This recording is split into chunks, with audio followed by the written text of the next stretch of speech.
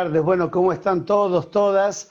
En primer lugar, bueno, como siempre, agradecer el cariño que siempre me dispensa y la consideración que siempre tiene para conmigo la Universidad Austral de su sede Rosario, Alberto Romano, que es el gestor de su departamento de Derecho y también el que mueve y ha motorizado estas jornadas. Es una universidad a la que yo le tengo un enorme cariño, con la que estoy relacionado hace muchísimos años. Y siempre durante tiempos muy prolongados fui profesor en los cursos de especialización, en los másteres en materia de, digamos, derecho concursal y derecho económico. Y siempre recuerdo con mucho cariño aquellas visitas donde normalmente se llegaba antes del mediodía porque trabajábamos toda la tarde en cursos intensivos y compartíamos esos almuerzos de discusiones con Miguel Araya, con el querido y siempre recordado profesor Guillermo Casielo, con Adolfo Rullón, con Daniel Alonso, y comíamos esos fideos Don Felipe que le gustaban al profesor Casielo en charlas que, bueno, teníamos que abruptamente romper para tener que ir a dar las clases, y donde venían doctorandos, maestrandos de todo el país a disfrutar de este grupo tan maravilloso de la Universidad Austral.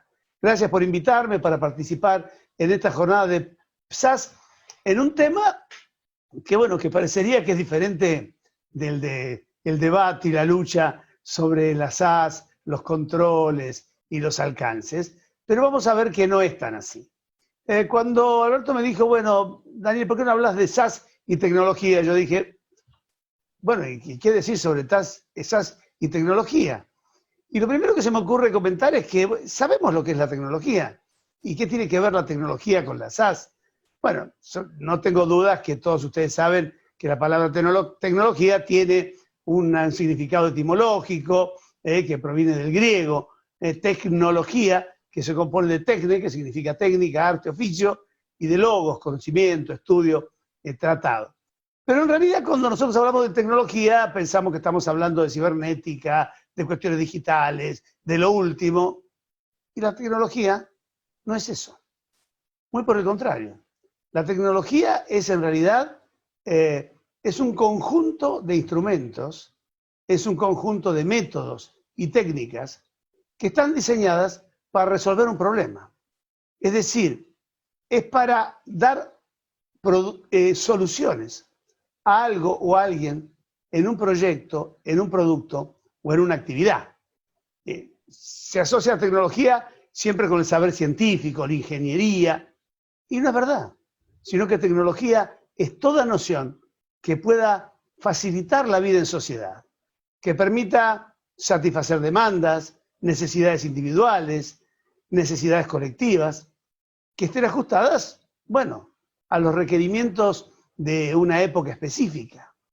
Entonces, la tecnología también se refiere, en cierta forma, al estudio, a la investigación, al desarrollo y a la innovación de técnicas, procedimientos, aparatos, herramientas que están destinadas a transformar o bien los bienes o servicios, pero también las formas de organización y también a la empresa.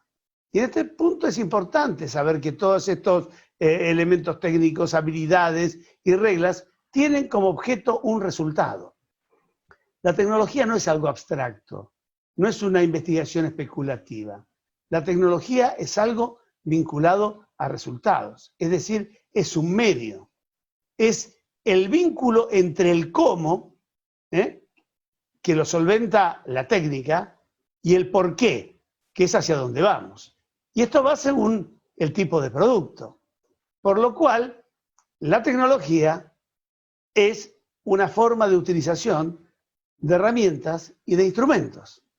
Y según también sabemos nosotros, seguramente, según el tipo de producto, se hablan de las tecnologías duras, que son las que están vinculadas a las ciencias más rígidas como la ingeniería, la mecánica, la matemática, la física, la química, donde se obtiene un producto visible, tangible, es decir, bienes materiales, un dispositivo móvil, una computadora, un chip.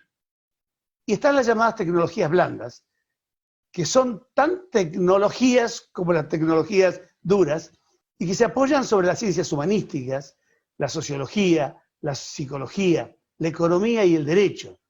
¿Y para qué se utiliza esta tecnología? Para mejorar procesos, para lograr una mayor eficiencia.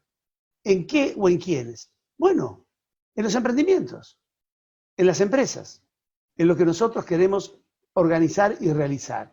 Y aquí el producto que se obtiene no es visible ni tangible, sino que está conformado por un conjunto de servicios, estrategias, teorías, que incluso se puede aplicar en varios ámbitos científicos, como es la elaboración de un software.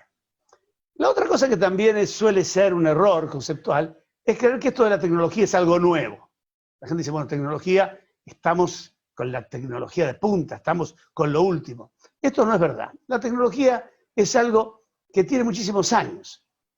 Un señor que se llamaba James David Thompson, que era sociólogo, que vivió entre los años 1920 y 1973, ya en el año 1967 publicó un libro fantástico que se llamaba Organizations in Action, es decir, las organizaciones en acción, que es hoy todavía, en el año 2020, es un libro que es un clásico de estudio multidisciplinario del comportamiento de las organizaciones y entidades complejas.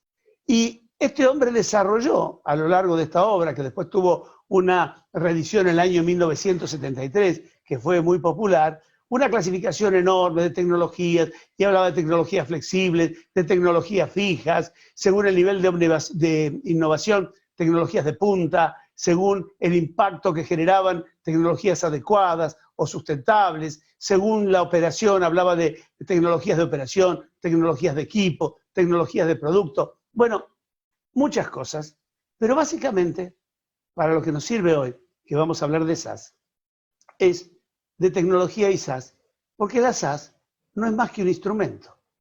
Y entonces, a mí lo que me parece, y es una invitación que yo formulo, es a desdramatizar este tema de las sociedades por acciones simplificadas, como si fueran algo que vino a revolucionar al mundo y que nos va a salvar y que sirve para todo, o a demonizarlas como que son el instrumento del fraude, lo que viene a romper el mercado, lo que viene a destruir las empresas. No son ni lo uno ni lo otro, son menos instrumentos, como son las herramientas, que nosotros en las ciencias llamadas blandas, en la sociología, en la psicología, en la economía, en la administración y en el derecho, llamamos recursos. Lo que los mecánicos llaman herramientas, nosotros los llamamos recursos. Y los recursos no son ni buenos ni malos, son útiles o inútiles, sirven un producto o no sirven un producto. Tomemos el ejemplo de un destornillador. ¿Quién podría decir que el destornillador es un elemento del fraude? Porque es una cosa concebida de una manera dolosa para hacer daño. ¿Y quién podría decir que el destornillador es realmente algo maravilloso que viene a salvar a la humanidad? Ninguna de las dos cosas. El destornillador es una herramienta y sirve, básicamente, y fue diseñada para ajustar y desajustar tornillos. Ahora, claro, ¿qué hago con el destornillador? Y bueno, si lo utilizo para ajustar tornillos y para desajustar tornillos, es una cosa fantástica, porque me permite a mí colocar estantes, sacar repisas, armar, ensamblar, desensamblar, desarmar. Si yo tomo el destornillador y lo utilizo para someter a un jubilado como el señor Jorge Ríos y torturarlo y tenerlo en la casa hasta generar un incidente de violencia que termina con Ríos persiguiendo al delincuente y dándole muerte, parecería que el destornillador no ha sido bien utilizado. Ahora, ¿esto qué significa? Que tenemos que destruir los destornilladores, que hay que hacer desaparecer los destornilladores. También el destornillador se puede usar para otras cosas. Todo el mundo sabe que el destornillador se puede utilizar para hacer un agujero en una lata, para hacer palanca, para destapar una lata de pintura colocándola en el borde. Y ese no es el destino que se le buscó al destornillador. Pero sirve para eso. Lo que no va a ser es eficiente. Seguramente el agujero en la lata no va a ser bueno, va a quedar desparejo y la lata va a chorrear. Si nosotros usamos el destornillador para abrir la tapa de la lata y despegarla, vamos a deformarla y no va a volver a ser hermética. Pero bueno, también se puede utilizar. Entonces, yo lo que los invito es que pensemos que la SaaS es un instrumento. Y en realidad la SaaS es un instrumento que tiene dentro de su concepción una serie de herramientas versátiles para un fin, que es el de permitir la organización de una estructura que, como el destornillador fue diseñado para ajustar y desajustar tornillos, la SAS fue diseñado, me parece a mí, o por lo menos yo así lo advierto, para los nuevos tiempos de formas de negocios, donde no se trabaja con mecanismos de planificación, sino que se trabajan con mecanismos de exploración. En épocas de mercados estáticos, de reglas que no son cambiantes, de tiempos de permanencia en las costumbres, en la producción, intercambio de bienes y servicios y las conductas vinculadas al consumo, nosotros podemos planificar. Y esta es la idea de la ley 19.550 de la ley de sociedades. Yo elijo el tipo, elijo los socios, diseño el contrato, establezco el objeto, efectúo los aportes, lo pongo en marcha y produzco. Planificación. Estoy aquí, quiero llegar allá y lo voy a hacer de esta manera.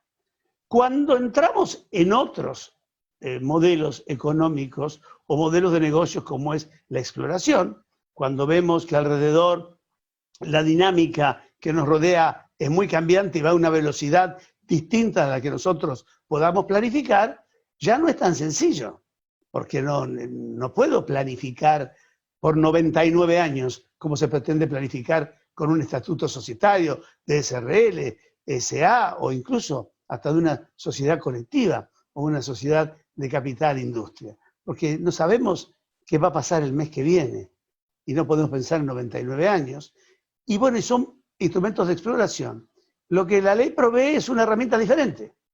Una herramienta que no es la herramienta para ir a los mercados a la oferta pública. De hecho, las startups y los entrepreneurs y los emprendedores y quienes hacen estas exploraciones de mercado normalmente saltan a la oferta pública como, digamos, el salto, la bisagra del éxito de haber triunfado y de ver la potencialidad. No van a la oferta pública para explorar. Y por eso también, para ir a esa oferta pública se le requieren normalmente en el mundo otras estructuras. Aquí en la Argentina se ha permitido por una reforma accidental y parcial que esto no sea así, pero normalmente la idea es esa. Son instrumentos creados y concebidos para modelos de exploración. Y donde el kit no necesariamente significa que tenga que ser utilizado en toda su extensión. La ley de capital emprendedor y las sociedades por acciones simplificadas que están allí reguladas tienen, bueno, la doctora Calcaterra lo señaló, una serie de ventajas o desventajas según quien lo quiera mirar, pero hay una serie de instrumentos, pero yo no tengo que recurrir a todos. Es decir, no es porque yo quiera constituir una SAS que entonces, bueno, el objeto no tiene que ser ni preciso ni determinado y le tengo que poner a todos las primas diferenciales y tengo que suprimirle a todo el mundo los derechos de preferencia y nadie va a tener el derecho de receso y los aportes, vamos a poner muchos aportes irrevocables por 2 años y vamos a nombrar a los órganos como queremos y no vamos a tener ninguna fiscalización. No necesariamente. Es decir, utilizaré estos instrumentos si me sirven y si no me sirven, no los usaré. Y tampoco la voy a usar solamente para hacer sociedades unipersonales. Podré tener esas pluripersonales. Y podré transformarme o no transformarme. Y esto lo elegiré porque es un instrumento. Entonces, yo lo que digo es, la primera cuestión es que hay que desdramatizar. La segunda cuestión, tampoco es que la SAS es la cibernética, el futuro y las demás sociedades son el pasado. Vienen del pasado, es verdad, tienen una tradición del pasado, es verdad, pero también quizás pueden perdurar para muchos años para quienes elijan ese modelo.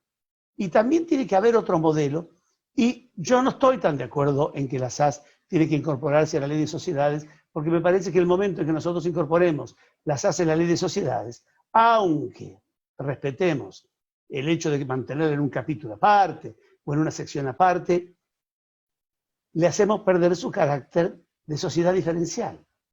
Bueno, yo ya no creo, esto lo dije en el Congreso de Rosario y demás, en estos modelos omniabarcativos. Creo que ahora la diversidad nos ha traído una nueva manera de mirar la sociedad y de tener distintas regulaciones. Yo no creo en una ley de sociedades con todo adentro, muy por el contrario, creo en un código de sociedades con todo afuera. Es decir, donde haya normas para las pequeñas y medianas empresas, que son el 90% de las empresas constituidas en el país, unas normas aparte para las sociedades que cotizan, y después leyes especiales para otros modelos, que pueden diferenciarse del modelo central, y que quizás podrán tener en común con el resto de la ley de sociedades que están sujetas a una fiscalización común, o un régimen de registro, que evidentemente no se le puede pedir a un registrador, que si va a tener que incorporar documentos y va a tener que fiscalizar actuaciones, no fiscalice, porque me parece, podemos poner límites, o qué hace o qué no hace, pero la idea es, yo creo, mirar esto como un instrumento, y lo más importante de este instrumento es si sirve o no sirve. Es decir, si es útil o no es útil, si consigue el propósito que persigue o no consigue el propósito que persigue. Por eso yo creo que con el tema de las SAS, formar grietas, dividir, los que van a plantar la bandera de las SAS sobre el monte Ararat y los que bajan del monte con la bandera y tratan de destruir, no sirve. Porque es un instrumento más. Y a los instrumentos no hay que tenerles miedo, y a los instrumentos también hay que considerarlos y valorarlos por lo que son herramientas. Y yo creo que la SAS es una herramienta importantísima y muy importante para los emprendedores, pero igual que el destornillador, no sirve para todo. Sirve para algunos modelos y hay otros modelos que sirven para otros modelos. Yo creo que tampoco hay que escandalizarse por el tema de la SAS unipersonal, porque nuestra legislación ya admite las sociedades unipersonales y las admite desde hace muchísimo tiempo, con aquellos casos de la oferta pública, donde queda solamente una minoría que queda obligada a vender si el mayoritario quiere tomar el control total de la compañía, y a nadie se le ocurrió que esas sociedades tienen que disolverse. Está la SAU, que nos gustará más o menos, pero está legislada en la ley 19.550 a partir de la ley 26.994, y está la sociedad anónima, o la sociedad, digamos, SAS, como una sociedad por acciones simplificadas, una cosa diferente. Y entender que puede haber sociedades unipersonales o pluripersonales. Bueno, el tiempo pasó, es verdad que en el pasado se vinculaba a las sociedades con los contratos, pero bueno, también se vinculaba al matrimonio con el varón y la mujer, y hoy tenemos matrimonio igualitario, y también se hablaba de cuestiones de género solamente de una manera binaria, y hoy hay distintas alternativas. El mundo cambia y no hay que tener miedo al cambio. Y hay dos cosas que me parece que tenemos que tratar de evitar. La primera de ellas, yo creo, hay que evitar el tema de la angustia y del miedo a lo nuevo, porque esto nos puede colocar en una situación nostálgica, de querer volver al pasado, permanecer en el pasado, y la dinámica del progreso y del avance es inexorable. Va a ir mucho más allá del legislador y de la voluntad del legislador, porque se impone, porque desde que el derecho comercial nació como una categoría histórica, el emprendedor, el empresario, el comerciante van por delante de la norma. La norma tiene que ir acompañando las nuevas realidades, y tratar de negar las nuevas realidades es tapar el sol con la mano. Y la segunda cuestión es que tampoco el futuro, la exploración, puede ser un salto al vacío. Así que hay que buscar un equilibrio, y yo creo que ese equilibrio se encuentra justamente a través de la tecnología. La utilización de los mejores instrumentos para los mejores productos y para los mejores modelos que nosotros podamos conseguir en la construcción de cada una de las empresas. Y esto se puede hacer funcionar y se puede hacer convivir con razonabilidad, con ponderación y con controles. Nadie dice, ¿por qué la SAS no debería tener ningún control?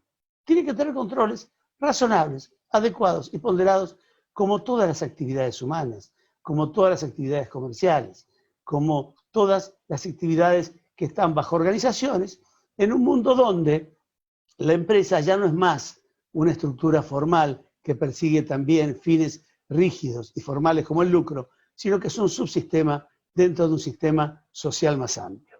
Y la SAS tiene que estar ahí, con las otras sociedades, con los otros tipos, y a través de ser justamente una ley especial para poder diferenciarse fuertemente de muchos otros aspectos del género de la caja de herramientas que el empresario y el operador jurídico pueden operar. Y la modernidad o no modernidad está en la utilidad, porque para una persona que tiene una gomería y que hace 20 parches por día y que vende 3 o 4 cubiertas por semana, probablemente lo más interesante no es tener un sistema altamente sofisticado de computación con sistema de código de barras que automáticamente vaya manejando el stock, sino que llevará su contabilidad en un cuaderno.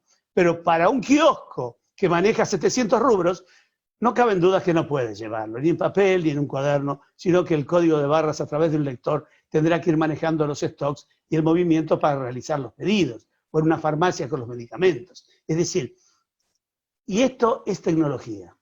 El papel y la libreta, al que le resulta más eficiente, y la altísima sofisticación del software, para quien realmente también le resulta lo más eficiente.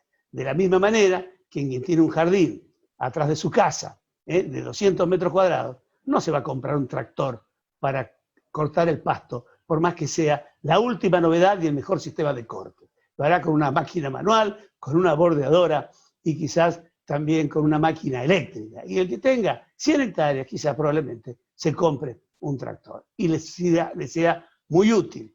Y quien tenga una explotación pequeña de 10, 15, 20 hectáreas la recorrerá a caballo, en moto, en un cuatriciclo o caminando.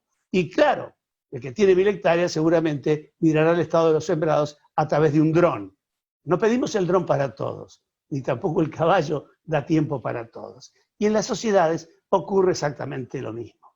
Están los modelos, son instrumentos, y yo creo que no hay que dramatizar, hay que desdramatizar.